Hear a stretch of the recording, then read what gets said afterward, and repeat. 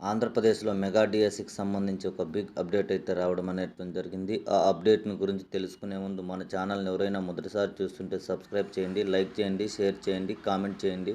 దీనివల్ల సమాచారం మరింత మందికి చేరే అవకాశం ఉంటుంది.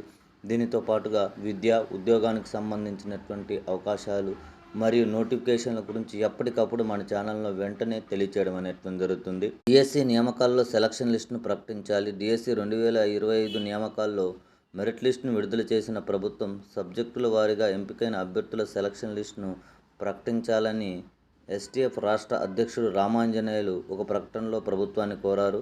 ఈ విషయాన్ని మనం ప్రధానంగా గమనించినట్లయితే 2025కు సంబంధించినటువంటి రిజల్ట్ వచ్చింది. తర్వాత మెరిట్ లిస్టును పెట్టారు.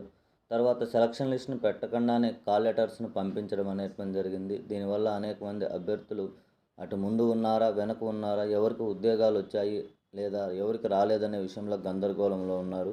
కాబట్టి ప్రభుత్వం వెంటనే సెలక్షన్ లిస్టును ఖచ్చితంగా ప్రకటించాల్సి ఉంది. వివిధ సబ్జెక్టులకు ఎంపికైన అభ్యర్థుల వివరాలు కేటగిరీల వారీగా ఇవ్వాలని డిమాండ్ చేశారు.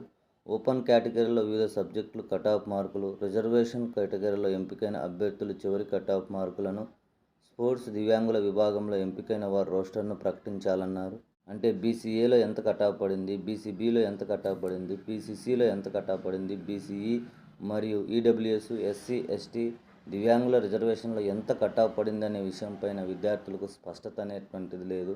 దీనికి తోడు కొంతమంది కాల్ లెటర్లు పంపించి తిరిగి పంపించేయడం లాంటి ప్రక్రియ అనేటువంటి జరుగుతుంది.